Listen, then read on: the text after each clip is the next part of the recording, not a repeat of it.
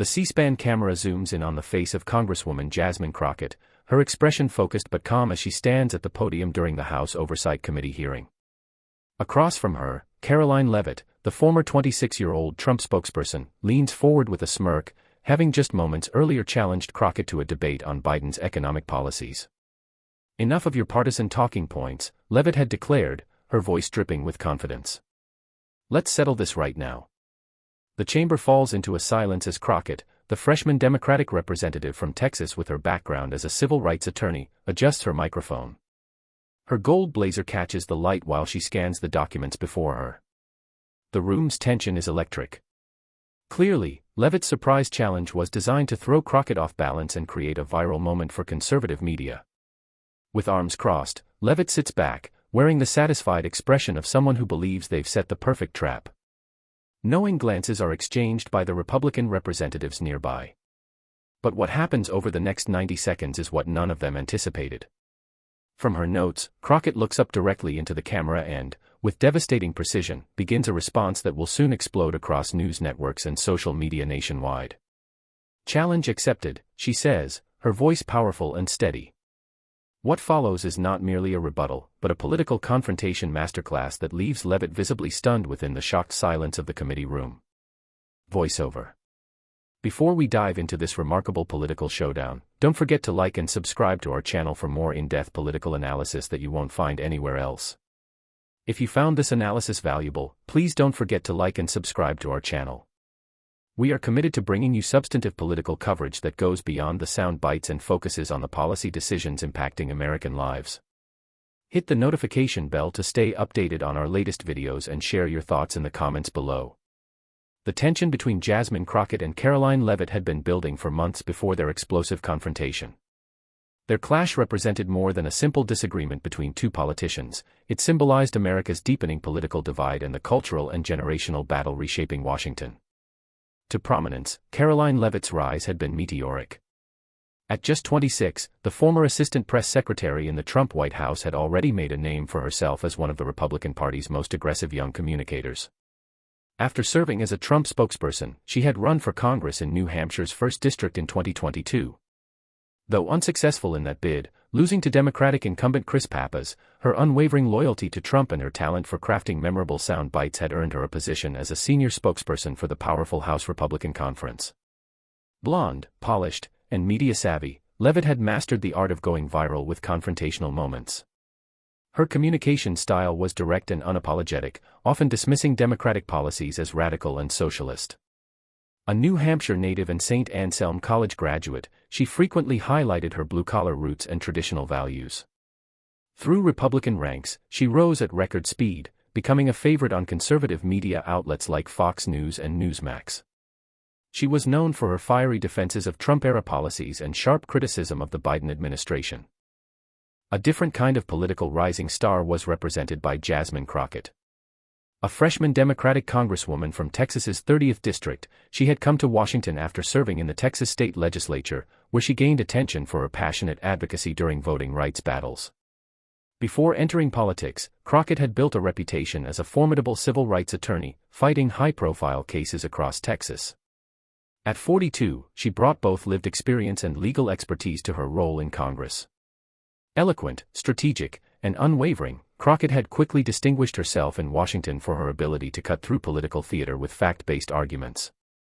Her questioning in committee hearings often went viral for her methodical dismantling of false narratives. The daughter of a military family who had earned her law degree from the University of Houston, Crockett had been named president of the Democratic freshman class, an unusual honor reflecting her colleagues' respect for her leadership potential and political acumen. Their collision course was set during a particularly contentious period in Washington. The upcoming presidential election had raised the temperature of political discourse, with both parties fighting for narrative control on economic issues. Republicans blamed the Biden administration for inflation and economic struggles, while Democrats pointed to record job growth, infrastructure investments, and the declining unemployment rate as evidence of recovery. For hours, the House Oversight Committee hearing on economic policy had already been tense before the confrontation. Republican members had been criticizing Treasury Department officials about inflation, while Democrats defended the administration's economic record. As a senior Republican communicator, Levitt had been invited to testify about economic messaging, while Crockett was serving in her role as a committee member. Before the hearing began, backstage, Levitt had been spotted by staffers preparing talking points and reviewing economic data with Republican committee staff. "We need a moment today," she reportedly told a colleague. "Something that will cut through the noise." She had specifically mentioned Crockett as someone who talks a big game but can't back it up when pressed. Meanwhile, Crockett had arrived early, carrying a thick binder of economic reports and data from the Congressional Research Service, the Bureau of Labor Statistics, and independent economic analyses. Her staff had prepared extensive notes on job creation, GDP growth, inflation trends, and the impacts of various economic policies. "I'm not here for theater. I'm here for facts," a committee staffer overheard her saying. The chamber itself was arranged in the typical committee format, a raised dais for committee members facing the witness table below. American flags flanked the committee chair, with the official House Oversight Committee seal prominently displayed. Multiple angles were captured by C-SPAN cameras, including close-ups of speakers and reaction shots. The gallery was filled with staff, media, and visitors, all sensing the unusual tension in the room. Earlier that day, as Levitt had taken her seat at the witness table, she had projected complete confidence. Having navigated the pressure cooker of the Trump White House press operations and countless hostile media interviews, she considered herself battle-tested. Her testimony had been sharp and media-ready, focusing on inflation's impact on everyday Americans and blaming Biden administration policies.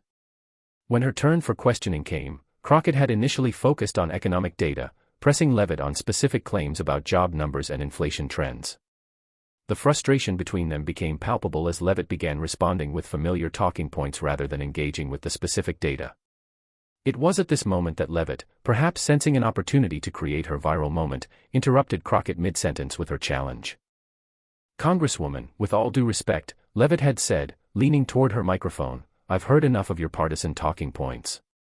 The American people deserve better than Democratic spin about an economy that's crushing them. Let's settle this right now. A direct debate about Biden's economic record. Right here, right now." At this breach of protocol, the committee room had fallen silent. The chairman looked unsure whether to intervene. Staffers froze, pens hovering over notebooks. And in this charged moment, Congresswoman Crockett adjusted her microphone, looked directly at Levitt, and prepared to respond to the challenge in a way that neither Levitt nor anyone watching could have anticipated. "Challenge accepted," Congresswoman Jasmine Crockett said, her voice cutting through the committee room's tense silence. She removed her glasses and placed them deliberately on the stack of documents before her. The subtle shift in her posture was caught by the C-SPAN camera. Shoulders squared, chin slightly raised, the stance of a seasoned trial attorney preparing to present her case. "Miss Levitt," Crockett began, her Texas accent more pronounced than usual, "since you've invited this debate on President Biden's economic record, let's proceed with facts rather than sound bites." She gestured to the committee clerk. "I'd like to enter into the record the Bureau of Labor Statistics' latest employment report, the Congressional Budget Office's economic outlook, and the Federal Reserve's monetary policy report from last month." As Crockett methodically arranged 3 documents in front of her, Levitt's confident smile flickered slightly. This wasn't the flustered response she had anticipated. "First point of debate," Crockett continued, glancing at the timer. "You testified earlier that, and I quote, Biden's economy has been a disaster for working Americans with the worst inflation in 40 years. That's a compelling soundbite, Miss Levitt, but it's not accurate." Crockett held up a graph from the Bureau of Labor Statistics. Inflation peaked at 9.1% in June 2022 and has since decreased to 3.4% as of last month's report, a 63% reduction. She looked directly at Levitt. "Would you care to explain to this committee and the American people watching at home why you failed to mention the significant improvement?" Levitt leaned forward quickly. "Because working Americans are still suffering. Prices are still higher than when President Biden took office." "I'm not finished," Crockett interrupted, her voice controlled but firm. "You challenged me to a debate, and debates have rules. I'll give you time to respond after I complete my point." The committee chairman, sensing the unusual dynamic, nodded slightly. This was already deviating from standard committee procedure, but the challenge had come from the witness. Crockett continued, "Now, regarding prices being higher, yes, that's how inflation works, but context matters. Global inflation after the pandemic affected every major economy. The United States has actually recovered faster than most peer nations. She slid a comparative chart forward. The European Union, United Kingdom, and Canada all experienced higher persistent inflation than the United States under the Biden administration's policies. Shifting in her seat, Levitt rustled papers as she searched for her own statistics. My second point, Crockett pressed on. You stated in your testimony that Biden's economy has cost American jobs and opportunities. Yet, the data shows the Biden administration has overseen the creation of over 14 million jobs, a record for any presidential term, with unemployment at a sustained 50-year low of 3.7%. Crockett looked up at the committee members. For context, the previous administration saw a net loss of jobs by the end of their term, the first presidency with negative job growth since Herbert Hoover during the Great Depression. Murmurs from the Democratic side of the dais were drawn by the comparison. Levitt's face flushed slightly as she jotted notes furiously. Miss Levitt, are you suggesting that record job creation and historically low unemployment constitute costing American jobs? I'm genuinely trying to understand your definition of economic success. Levitt's response came quickly. The jobs numbers are manipulated. They don't count people who've given up looking for work altogether. And these aren't good jobs. They're part-time, low-wage positions that don't provide the dignity of the manufacturing jobs lost under Democratic policies. Incorrect on multiple levels, Crockett interjected, holding up another document. The Bureau of Labor Statistics accounts for discouraged workers in their U6 unemployment metric, which is also near historic lows. And regarding manufacturing specifically, Crockett slid forward a report from the National Association of Manufacturers. Manufacturing employment has increased by over 800,000 jobs since January 2021. That's the fastest growth in nearly 30 years. She looked pointedly at Levitt.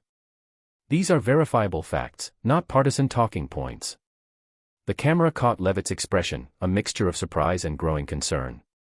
This clearly wasn't the exchange she had envisioned when issuing her challenge. Crockett picked up another document. My third point addresses your claim that Biden's reckless spending caused the inflation crisis. The nonpartisan Congressional Budget Office and multiple independent economists have attributed inflation primarily to pandemic-related supply chain disruptions, pent-up consumer demand after lockdowns, and global energy price shocks following Russia's invasion of Ukraine. She held up a chart showing inflation rates alongside major global events. Notice how inflation began rising globally before the American Rescue Plan passed, and how it accelerated across all developed economies simultaneously following the Ukraine invasion.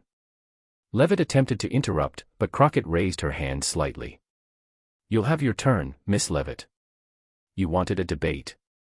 This is how formal debates work. The chairman checked his watch, seemingly impressed by the substantive exchange despite its unusual format. Furthermore, Crockett continued, if government spending were the primary driver of inflation, as you claim, then we would expect to see inflation continuing to rise or remaining elevated as the Biden administration implemented the Infrastructure Investment and Jobs Act and the Inflation Reduction Act. Instead, we've seen inflation consistently decreasing while these investments are being made. She turned to face Levitt directly. Which brings me to perhaps the most important point, results. You've criticized these economic policies extensively. But what's the actual impact on American lives? Crockett held up a series of economic indicators. Since President Biden took office, we have the highest small business creation rate in American history.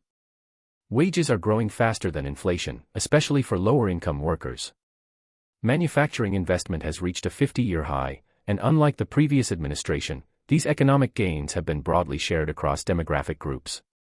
The committee room had grown completely silent, with even typically distracted members now fully engaged in the exchange. Republican members looked increasingly uncomfortable, while several Democratic representatives nodded along with Crockett's methodical presentation.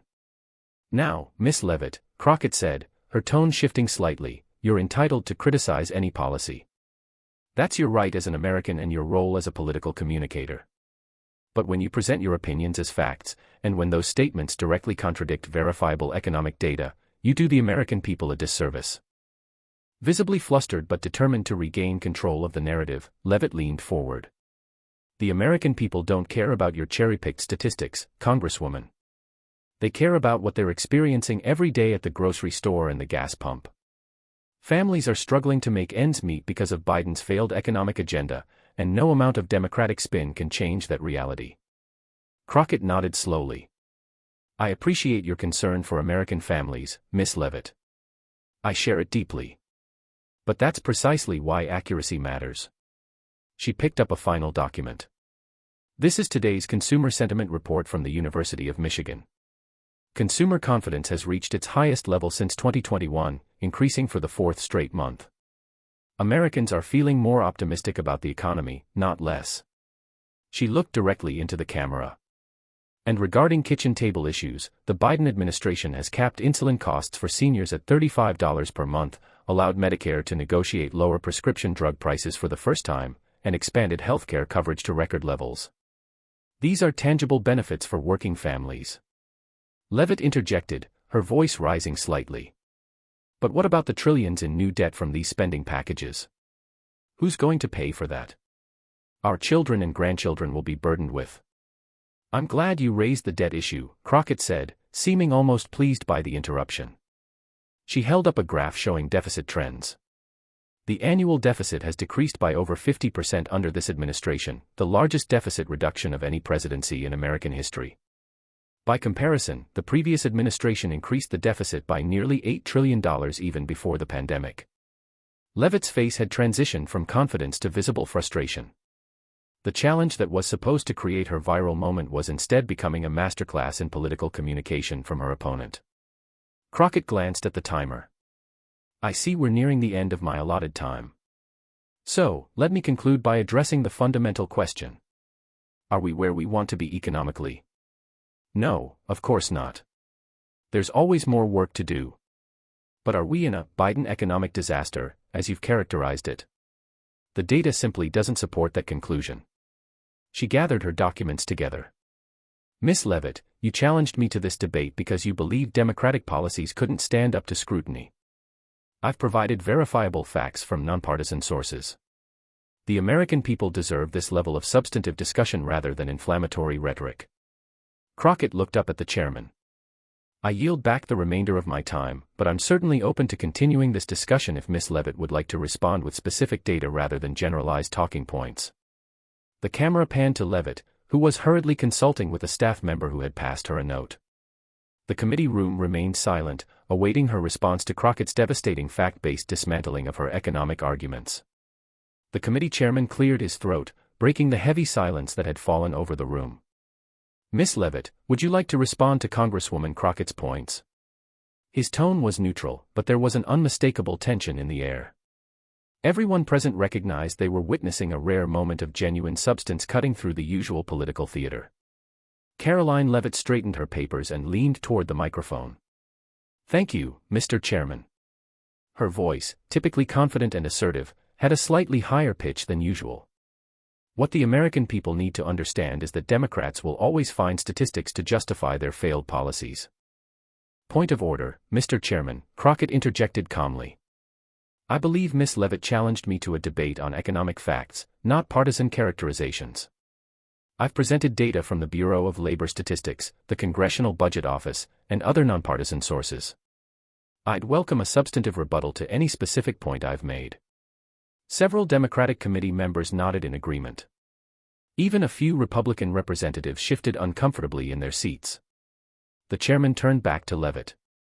The point is well taken, Miss Levitt. Do you have specific data that contradicts what Congresswoman Crockett has presented? Levitt shuffled through her notes.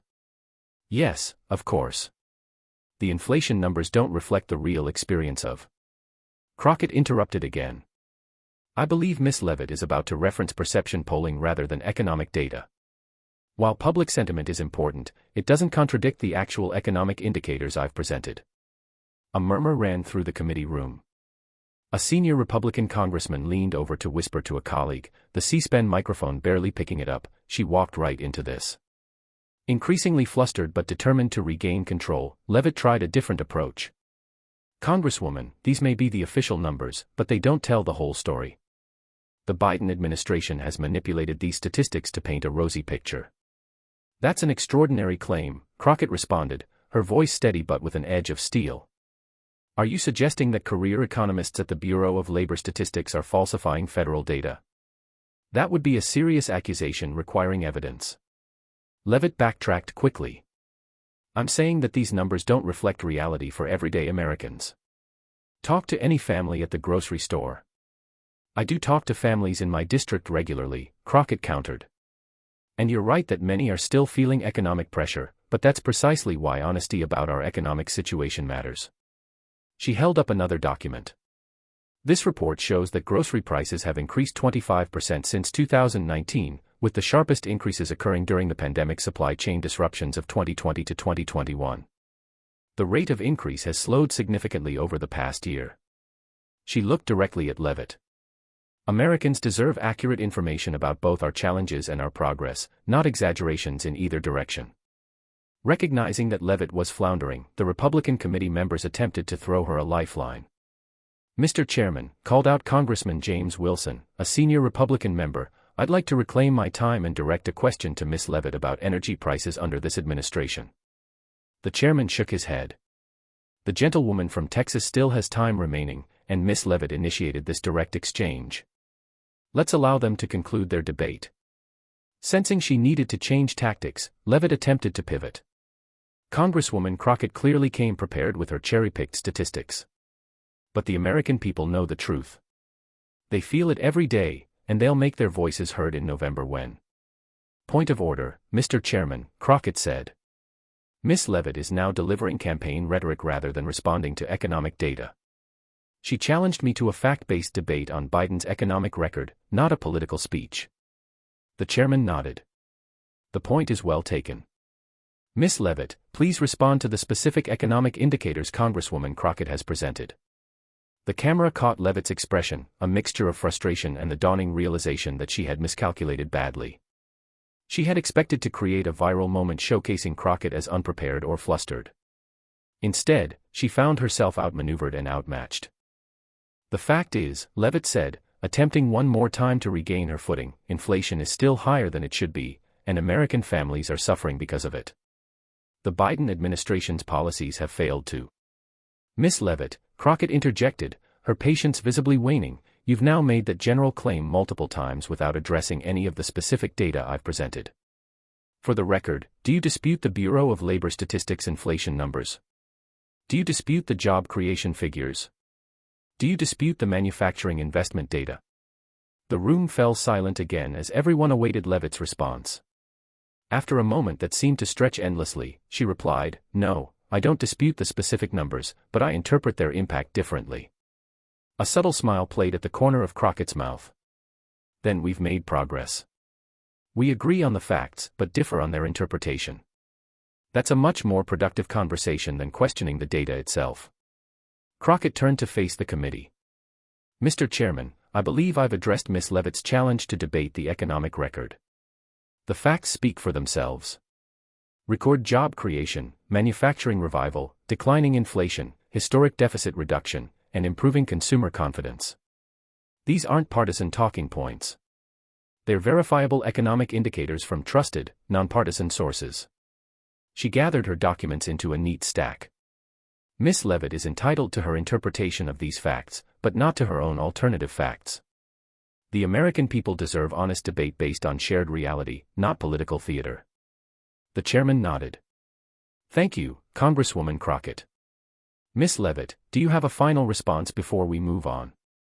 Levitt, visibly deflated but attempting to maintain composure, simply said, I stand by my assessment of the Biden economic record, and I believe the American people share my concerns despite the Congresswoman's statistics. As the chairman called on the next committee member to begin their questioning, the damage was already done. Congressional staffers were furiously typing on their phones. Reporters in the gallery were rushing to file stories, and social media was beginning to light up with clips of the exchange. C-SPAN's camera caught a Republican committee member leaning over to his colleague and whispering, "That's what happens when you bring a talking point to a fact fight." In just under 90 seconds of actual debate time, from Crockett's challenge accepted to Levitt's admission that she didn't dispute the economic data, the entire dynamic had shifted. What had been intended as Levitt's moment to shine had instead become a showcase for Crockett's command of economic policy and debate skills. As the committee moved on to other questions, the contrast couldn't have been clearer. Levitt sat subdued at the witness table, occasionally checking her phone as it undoubtedly filled with messages from concerned colleagues. Crockett, meanwhile, had returned to her methodical questioning of other witnesses, as composed as if the dramatic confrontation had never happened. The destruction had been complete, efficient, and, by the standards of congressional hearings, almost merciful in its brevity. In just 90 seconds, Crockett had not only won the debate Levitt had demanded but had fundamentally altered both of their public images in the process. As news of the exchange began spreading beyond the committee room, political commentators across the spectrum recognized what had happened. On CNN, a political analyst was already describing it as a masterclass in how to respond when political theater backfires. On Fox News, hosts were questioning the wisdom of Levitt's challenge, with one commentator admitting she walked into a buzzsaw she didn't see coming. For Crockett, it was vindication of her approach to politics, substantive, fact-based, and focused on actual policy outcomes rather than performative confrontation. For Levitt, it was a harsh lesson in the dangers of underestimating an opponent and prioritizing viral moments over substantive preparation. As the committee hearing continued, clips of the exchange were already being shared thousands of times across social media platforms. The hashtags #92second destruction, #Crockett receipts, and #Facts Matter began trending nationally. By the time the House Oversight Committee hearing adjourned 3 hours later, the Crockett-Levitt exchange had already transcended the typical boundaries of congressional proceedings. What began as an attempted political ambush had transformed into a defining moment for both women, with ripple effects extending far beyond the committee room. Outside the hearing room, reporters swarmed Congresswoman Crockett as she exited. "Congresswoman, did you anticipate Miss Levitt's challenge?" shouted one journalist from the Washington Post. Crockett paused, adjusting her glasses with a slight smile. "In politics, you should always expect the unexpected," she responded. "But I believe that when you're discussing economic policy, the facts should lead the conversation. The American people deserve substance, not theater." Another reporter called out, "Were you specifically prepared for this confrontation?" Crockett's response was measured but pointed. "I prepare thoroughly for every hearing because that's what my constituents expect. I didn't come to Congress to create viral moments. I came to represent the people of Texas's 30th District and to focus on policy that improves American lives." Meanwhile, Caroline Levitt had exited through a side door, avoiding the press gaggle. A source close to her later told Politico that she had immediately gone into damage control mode, huddling with senior Republican communication staff to craft a response strategy. "Obviously, this didn't go as planned," the anonymous source admitted. "But Caroline is resilient. She knows this is just one moment in a long political career." On social media, the exchange had exploded. The original C-SPAN clip had been viewed over 2 million times within 3 hours. Political commentators across the spectrum were dissecting the confrontation, with most acknowledging Crockett's command of economic data and debate skills. CNN's Anderson Cooper opened his evening broadcast with the clip, introducing it as a rare moment of substance breaking through the political noise. Following the footage, he turned to his panel. "What we just witnessed was extraordinary, not for its theatrics, but precisely because it cut through the usual political posturing with actual substance." David Axelrod, the veteran Democratic strategist, nodded in agreement. "What makes this remarkable is that Congresswoman Crockett didn't respond with partisan rhetoric. She responded with specific, verifiable economic data. And when you're armed with facts, you don't need to shout." Even on Fox News, the assessment was surprisingly candid.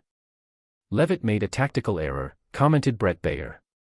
"She issued a challenge without being fully prepared for the response." In politics, as in chess, you need to think several moves ahead. By evening, the political implications were becoming clear. Democratic leaders were highlighting Crockett's performance as emblematic of their approach to governance, substantive, fact-based, and focused on economic results. Speaker Jeffries posted, "This is what Democratic leadership looks like. Prepared, substantive, and focused on actual results for the American people." For their part, Republicans largely avoided direct comments on the exchange, with most focusing on other aspects of the hearing or broader economic messaging. Those who did address it took a lessons-learned approach, with one senior Republican strategist telling NBC News, "Sometimes less is more in these hearings. There's a reason why most members stick to their prepared questions." The exchange had particular resonance for Black women in politics, many of whom saw in Crockett's performance a familiar dynamic, being underestimated, then proving exceptional preparation and competence when challenged. Professor Melissa Harris Perry noted on MSNBC, "What we witnessed today was a black woman who came not just prepared, but overprepared, because that's what black women in professional settings often feel compelled to do." And today, that preparation paid off spectacularly. Media outlets began publishing deeper profiles of both women, contrasting their backgrounds and approaches to politics. The Atlantic's headline captured it succinctly: "Substance versus Style, the Crockett-Leavitt exchange represents America's political crossroads." The piece argued that the confrontation symbolized a larger question facing American politics: whether facts and policy substance could still triumph over performative confrontation and partisan talking points. By the following morning, the political landscape had shifted subtly but significantly. Democratic congressional offices reported a surge in calls from constituents expressing appreciation for Crockett's substantive approach. Several Democratic candidates in competitive districts began incorporating clips from the exchange into their campaign messaging, positioning themselves as similarly focused on results over rhetoric. For Kellyanne Leavitt, the aftermath required careful navigation. After 24 hours of relative silence, she posted a statement on social media: "While Congresswoman Crockett and I clearly have different interpretations of economic data, I respect her preparation and engagement. My concern remains focused on the millions of Americans struggling with higher prices under the current administration. I'll continue to advocate for policies that address these kitchen table issues." The statement represented a notable shift in tone, less confrontational, more measured, and acknowledging Crockett's command of the facts, even while maintaining policy disagreements.